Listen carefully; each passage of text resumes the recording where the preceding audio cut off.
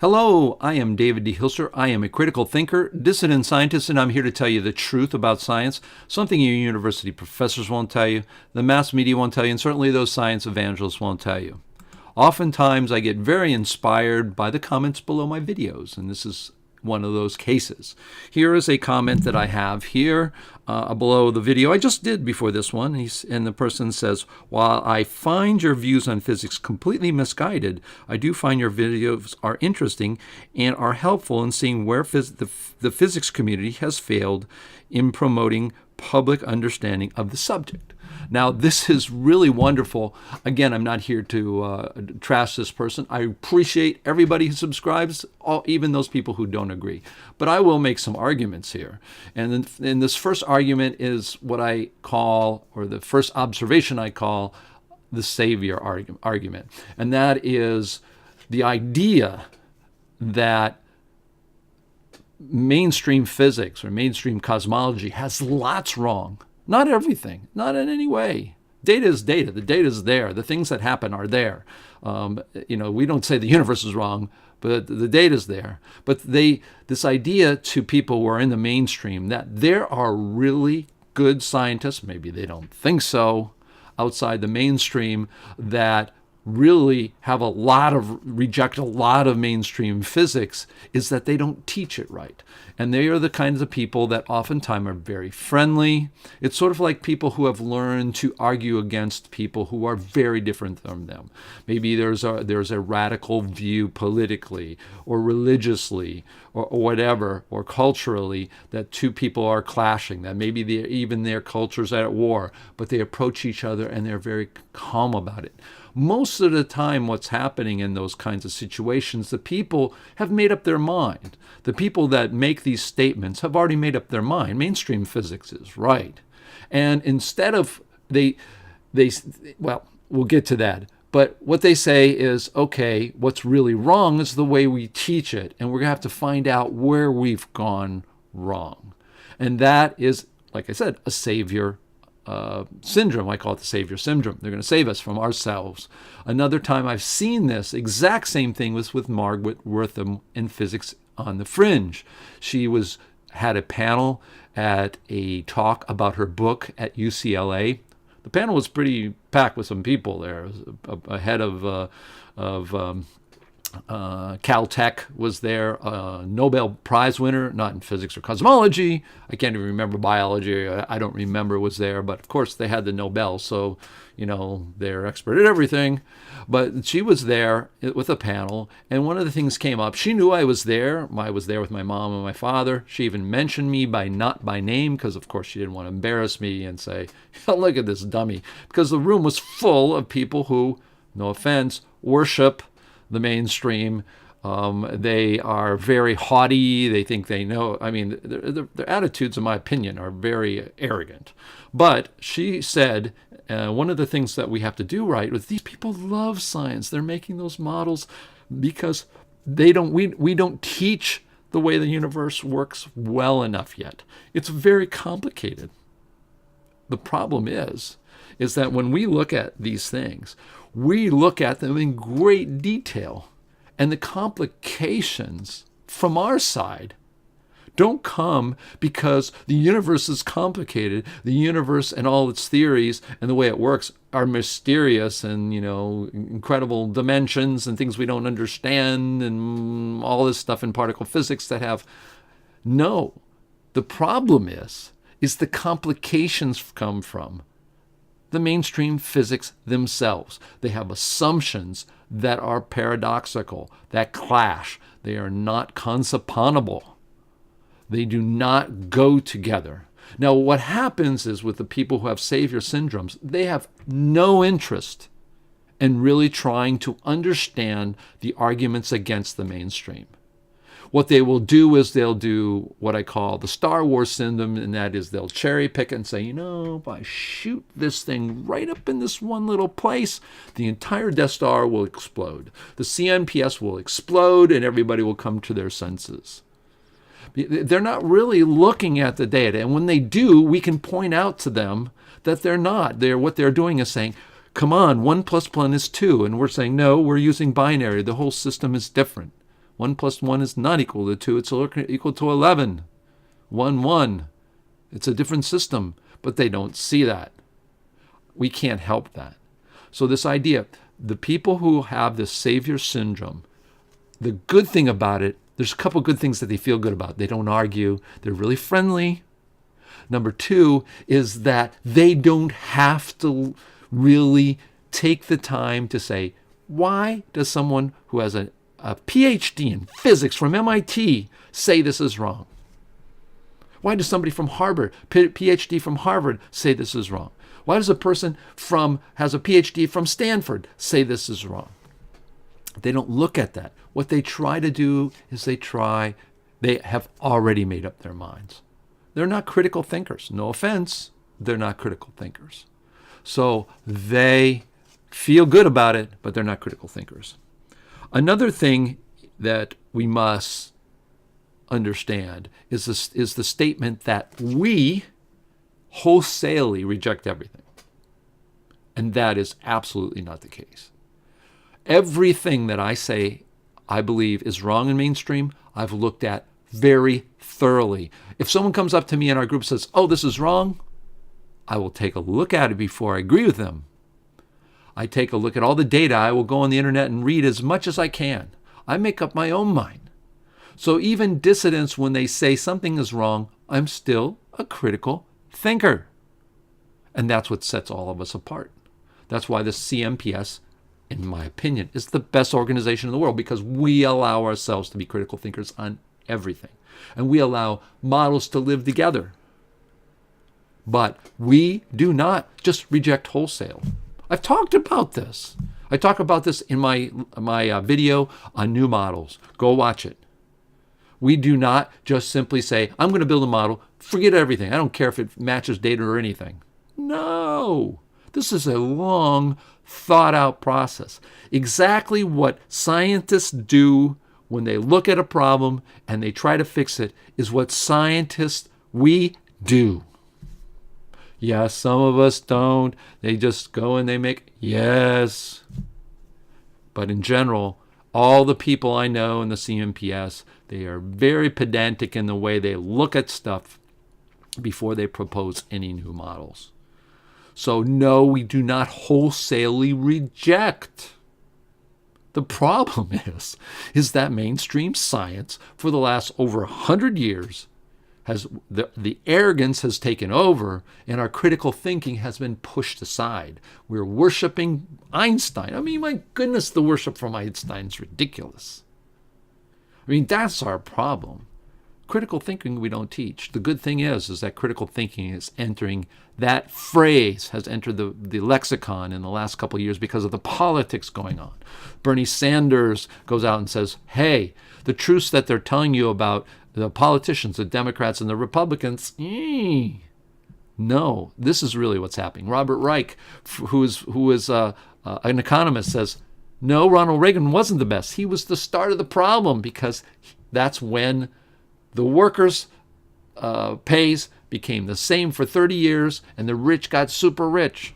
And here is why. So the young generation, they are becoming critical thinkers. They no longer watch the mainstream media because they know they are told truths and they're supposed to believe it. Oh, yes, we have 4 reporters that corroborate this. And guess what happens? It's wrong. They see somebody saying something on the internet. That's why the internet's so good. That's why Facebook's good. YouTube is good. That's why YouTube's great, because we can go out there and people can listen to this. This is what I am doing, in my opinion, is talking about the majority, not the minority. The majority, in my opinion, of engineers. And why do I say the majority? It's real simple. In 2000, when I was doing my film, in 2005, I looked at the latest census, which happened to be in 2000. Probably hasn't changed much. At that time, there were less than 40,000 people who said they made a living at physics. Now, I will guarantee you that a small fraction of those are theoretical physicists. Yet the theoretical physicists, the dozen, the 200, the 300 on Earth, which is not even statistically interesting, rule the roosts. and they can do what they want, and they've run amok. Yes, they have. And people know it. There's a gut feeling, and I know the people in the mainstream know this. I know that's why I think this channel is going to continue to grow. Because I'm giving a voice to what people are afraid to talk about. I don't have any skin in the game. I'm not going to be fired because of my views on quantum mechanics. I'm not. I make my living in a totally different area. So we are in the majority, not the minority. So the minority is telling us that we wholesale reject everything, which isn't true. There are people, give you an idea, give you a good example. Lots of people in our group think the neutrino exists. They want it to exist. They will it to exist because they need it in their model. They reject other ones. They accept that one. It's strange. That's okay. I am absolutely certain it doesn't exist because I studied what Karazani said. Didn't believe him, didn't understand it when I first met him and talked with him. But I do now. So I didn't wholesale reject plate tectonics. I didn't wholesale reject the Big Bang. I don't reject redshift. I reject the idea that what redshift means, that it's even that the shifting, what it means, it's there. This idea that we just wholesale and that we're misguided. No, we have better answers. Listen to Borkert. He talks about redshift in a wonderful way. It violates the law of conservation of energy because things can't go infinitely far at the same speed forever. There's got to be some type of thing. It's going to slow down in some way. So we have lots of arguments for that. The last point I want to make about this is that besides me looking at it, besides this argument that we aren't wholesale rejections, that we are actually in the majority in the sense of, I believe that most scientists look at a lot of this theoretical stuff and just shake their head and say, engineers especially. That's why a lot of people, I think, don't even go into it. There's probably a lot of people want to go into it, but they think it is so screwed up, they don't go into it. But the last thing is, the point I want to make is that, lo and behold, thousands and thousands, and this is no lie because we've documented thousands and thousands of scientists, people who are professors, many of them PhDs, who worked in universities, who worked in prestigious organizations, who worked in prestigious places like NASA, have come to the same conclusions as to why things are wrong. Now, how would that happen? If we are wholesaling, why is it that here's the argument, of course, you're going to hear somebody make. The savior is going to say, well, see, there you go. We're explaining it wrong. If we all explained it in this way, it all makes... No, it doesn't. The paradoxes are going to continue to be there. You can't remove paradoxes. And that's exactly what happens. People who are critical thinkers that give themselves 100% chance to say, I'm going to look at this. I'm going to make up my own mind. I'm not going to reject it. I'm not going to accept it. I'm going to look for myself. How is it that I have seen many people come up with the same rejections, the same objections, for a problem in a particular theory? I'll give you one. And one that I discovered on my own, and lots of people discovered it. It's an expansion tectonics. When you put South America next to Africa, cut them out, put them together, you find out that there's a gap. They'll meet here and they'll sort of gap. There's a gap. They don't fit. Of course, the reason is because they're on a smaller surface.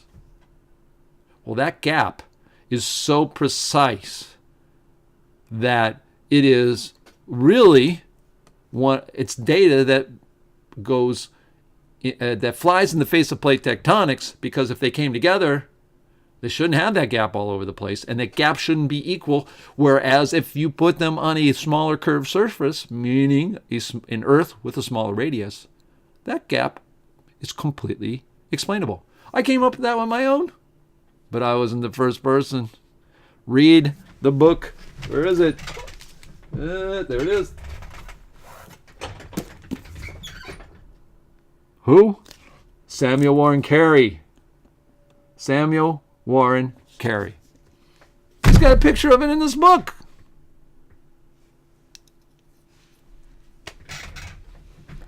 So, is he wrong and I'm wrong? And I know I talk with other people and they had the same exact observation. Are we all wrong? We didn't explain it right? No. It's a perfect example of how the last point that I have is that true critical thinkers, when thousands of us get together and we have the same types of problems with mainstream science, it's time for a paradigm shift. And that's where we are today. And it's damn exciting. Excuse my language. It's damn exciting. We've got lots of groups, lots of theories out there. Ether theory. I'm not going to go through them. I've already talked about them. So, in conclusion, people who are saviors have shut themselves off to the idea that there's a possibility that any of us outside our rejections are actually correct. They do the Star Wars, shoot the one thing down. Hey, Dave, I do. I look at your videos and I tell you what's wrong with them. Well, then I want you to explain. I'll sit down with you and let's go one-on-one and let's walk through it. What you find, and I've done that, is you'll find that those people walk right around it. They just ignore it. What they constantly go back to is because when you put when you back them into a corner, what happens is their only defense is to come back at you nice and say, look, you just don't understand. That may make sense to you, but that's just not the way it works. No one's going to tell me what truth is. We all have to discover our own truth. And remember what I say, don't take my word on it or anyone's on faith. That's where we get into trouble. Stay critical, stay thinking. I'm Dave D. Hilster. I'm your science therapist. And I thank you for your comments. And please, Mr. Sir, who came up with these comments, I am not asking you to leave, and I'm not mad at you. I am just making my arguments for those who are critical thinkers to understand how to deal with this and what's really going on. Ciao for now.